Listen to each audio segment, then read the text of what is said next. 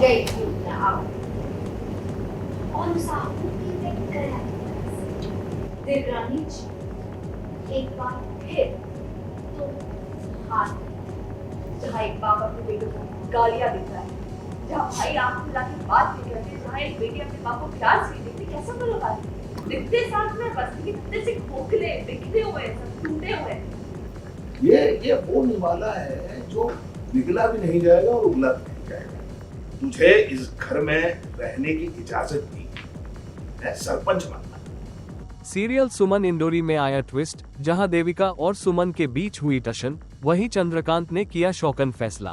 देवरानी जी एक बार फिर तो हाथ जहाँ एक बाप अपने बेटे को गालियां देता है, जहाँ भाई आंख मिला के बात नहीं करते, जहाँ एक बेटी अपने बाप को प्यार से नहीं देखती, कैसा बोलो बात। जी हां, सीरियल सुमन इंडोरी में आया लेटेस्ट ड्रामा और इमोशनल टकराव। तुझे इस घर में रहने की इजाजत दी है, सरपंच बनना। ठीक है।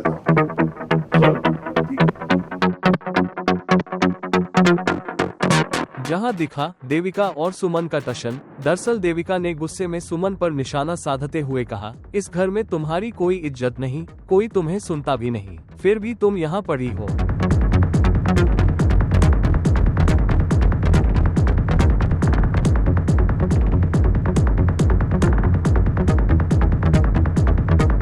इस पर सुमन ने भी जवाब देते हुए कहा, जिस घर ने तुम्हें इतना प्यार और सम्मान दिया, तुम उसी के खिलाफ साजिशें रच रही हो। इस टशन के बाद सुमन ने देविका को चुनौती दी कि वह उसकी सच्चाई सबके सामने लाएगी। सिर्फ और सिर्फ अपनी सत्ता बनाने के लिए अपने पापा जी को जेल भेजा सर, खुद के परिवार के साथ कौन इतना नीचे गिर सकता है। अपने संकल्प को पूरा करने के लिए सुमन ने आहुति देकर यह कसम खाई कि वह देविका की हर चाल को नाकाम करेगी। आपकी जहरीली नफरत मैं खत्म कर दूंगी।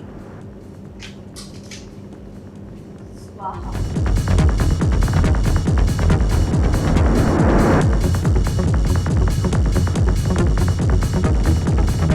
देविका ने अपनी नफरत जाहिर करते हुए कहा, देख अब मैं तेरे साथ क्या करती हूँ। कहीं ऐसा ना हो कि मेरी सत्ता को खत्म कर दे तुम्हारी शादी। जानना चाहती हो अपनी शादी का सच? स्वाहा। लेकिन सुमन ने देविका की बातों को दरकिनार करते हुए जवाब दिया, जिस ससुर ने मुझे घर से धक्का देकर निकाला वो मेरे पिता समान है, मैं उनकी इज्जत करती हूँ।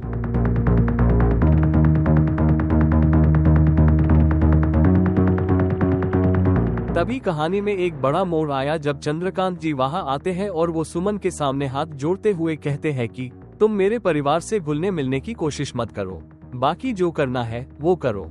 ये सुनकर सुमन दंग रह गई।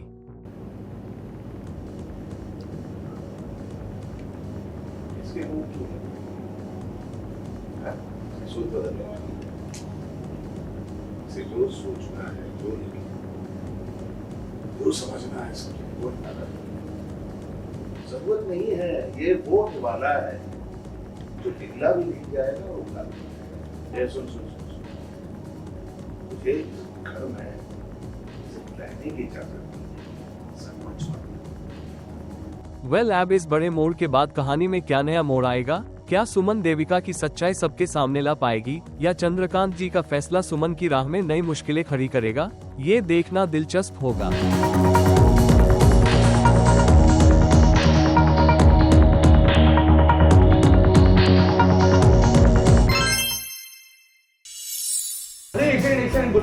इस बार तुम ये भी बुलबुल सुपरफास्ट एक्सप्रेस बनकर कहीं निकलोगी नहीं, मैंने मुझे मारे को दवाई देंगे वो कड़ी वाली नहीं। मैं पानी डाल दूंगा, पूरा बिस्तर खराब हो जाएगा।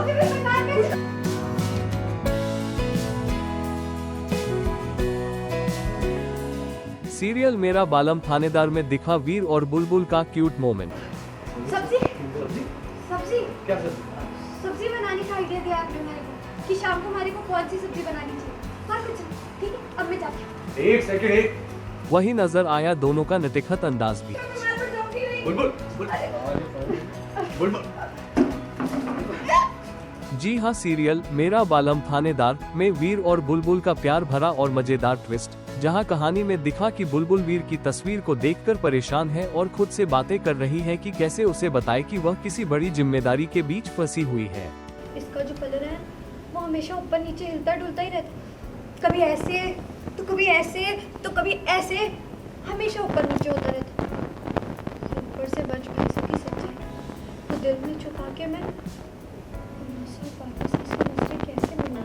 वह गहरी सोच में डूबी तस्वीर को नीचे रखती है और पानी का जग उठाती है। तभी वीर वहां अचानक आकर उसे पकड़ने की कोशिश करता है, लेकिन घबराई बुलबुल के हाथ से जग का सारा पानी वीर पर गिर जाता है।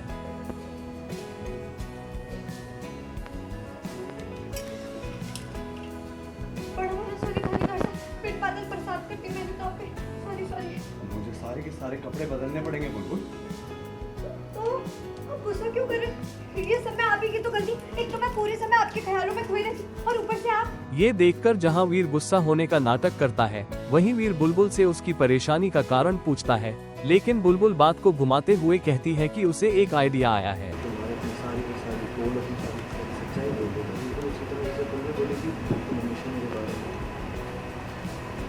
डर के मारे मैंने आपको सारी सच्चाई बता दी।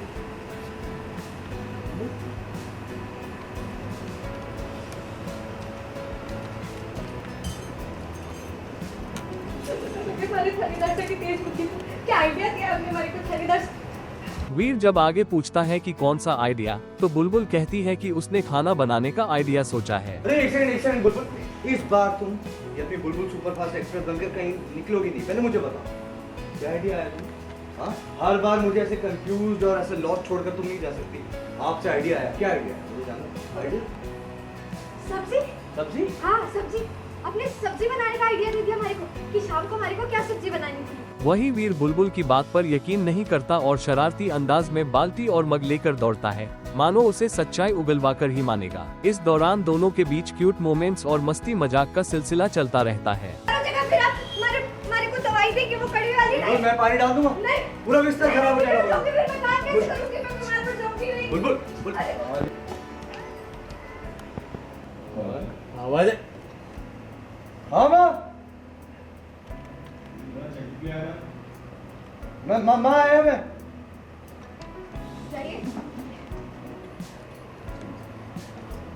वेल, आपका क्या कहना है वीर और बुलबुल के इस प्यारे और नटखट अंदाज को देखकर हमें नीचे कमेंट बॉक्स में जरूर बताएं।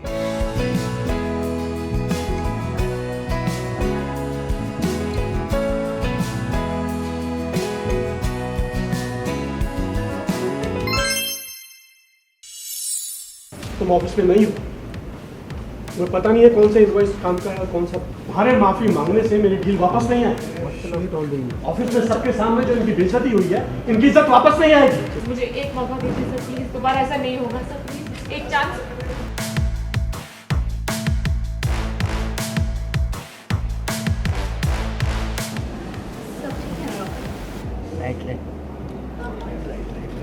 सीरियल मंगल लक्ष्मी में आया शौकन ट्विस्ट, जहां सौम्या की करतूत आई सामने, बॉस से पड़ी लताड़।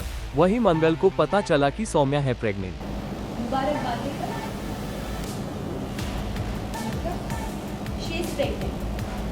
जी हाँ, सीरियल मंगल लक्ष्मी में ऑफिस के गायब हुए पेपर्स की सच्चाई सामने आ चुकी है और सारी उंगलियां घूमकर पहुंची हैं सौम्या पर। ऑफिस में हुए हंगामे के बीच सौम्या ने खुद माना कि गलती उसी की थी। उसने ये कहकर खुद को बचाने की कोशिश की कि उसने पेपर्स को गलती से दूसरे कागज समझकर जला दिया। मुझसे एक्चुअली बहुत बड़ी गलती हो गई।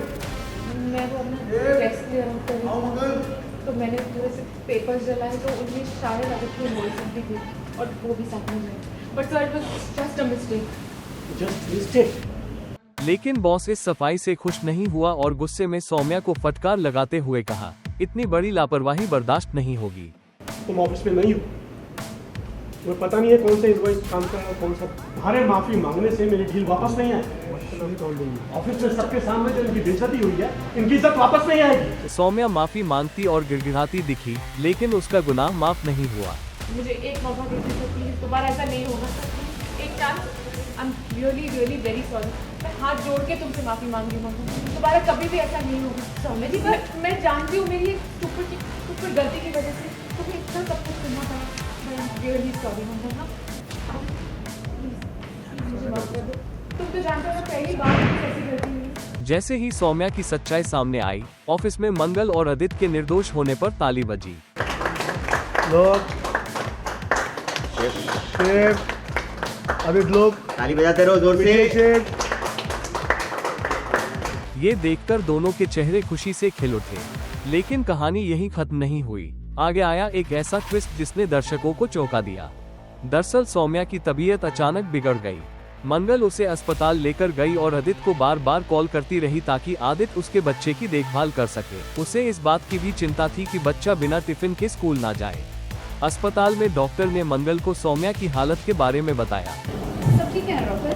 हाँ सब ठीक, बहुत ज़्यादा। जैसे ही डॉक्टर ने कहा कि सौम्या प्रेग्नेंट है, मंगल के होश उड़ गए। उनके हस्बैंड को तो आ जाने दीजिए, जाइएगा मुबारकबाद देकर। मतलब शी इज प्रेग्नेंट। ये सुनकर उसके हाथ से बैग गिर गया और वह हैरान परेशान होकर डॉक्टर से बार बार यही पूछती रही, क्या सच में? डॉक्टर ने पुष्टि की और कहा कि सौम्या के पति को बुला लाए ताकि उसे सही देखभाल मिल सके।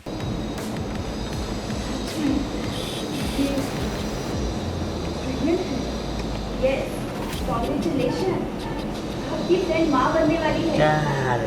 बस कुछ टेस्ट बाकी है, उसके बाद आप आगे जा सकते। ये चौंकाने वाला सच जानने के बाद मंगल पूरी तरह से हिल गई। वह सोचती हुई अस्पताल से बाहर निकल गई। उसके मन में सवालों का तूफान था। वेल, आपका क्या कहना है इस ट्विस्ट के बारे में? अपनी राय नीचे कमेंट बॉक्स में जरूर दें।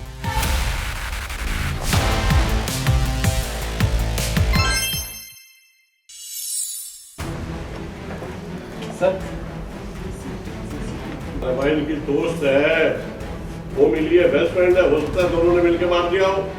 डॉक्टर साहब,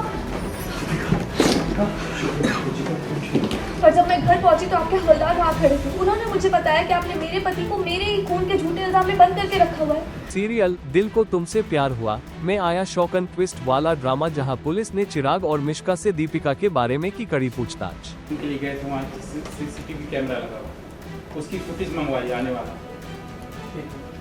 देखते हैं मैडम क्या होता है। जी हाँ, टीवी के पॉपुलर शो दिल को तुमसे प्यार हुआ के आने वाले एपिसोड में होगा धमाकेदार ड्रामा, जब पुलिस चिराग और मिश्का को दीपिका की हत्या के शक में गिरफ्तार कर लेगी। जी हाँ, कहानी में दिखेगा कैसे चिराग बेहद परेशान रहता है और परिवार के सामने दीपिका को ढूंढने की बात करता है। आप अपने काम कीजिए, आप चाचू पुत्री माँ सब जाइए उन्हें ढूंढिए। वो कहाँ मिलेंगी आपको? अपने सावरे के मंदिर में मिलेंगी, आपको पुराने वाले घर के पार्क के पास मिलेंगे। उनको बहुत पसंद है। बाबा से पूछिए तो डालो, पूछिए ना तो हिम्मत रख बेटा, वो बहुत जल्दी दीपिका मिल जाएगी, तू चिंता मत कर। आप लोग जाइए ढूंढिए, माँ जाइए ना ढूंढिए। अरे हम दीपिका को सब जगह चेक करें, वो मिल जाएगी बेटा, तो बिल्कुल मत घबरा। ये सब हुआ कैसे? तभी पुलिस चौंकाने वाला खुलासा करती है कि CCTV फुटेज में दीपिका आखिरी बार एक संदिग्ध जगह पर जाती नजर आती है। उन्हें चिराग और मिश्का पर गहरा संदेह होता है। पहचान रहे हैं इस फुटेज में कौन है? ये क्या कर रही है? भाभी ये तो दिखाइए, मिश्का दिखाइए। ये तो डॉक्टर मिश्का राठौड़ है। पुलिस चिराग और मिश्का को हिरासत में लेती है, जिससे घर वाले हैरान रह जाते हैं। वही कहानी में जबरदस्त ट्विस्ट आता है जब पुलिस दीपिका की हत्या के सिलसिले में चिराग और मिश्का से कड़ी पूछताछ करती है। तभी दीपिका अचानक जिंदा पुलिस स्टेशन पहुंच जाती है और वो चिराग को अपना पति बताकर कहती है कि चिराग और मिश्का ने कोई जुर्म नहीं किया। डॉक्टर साहब,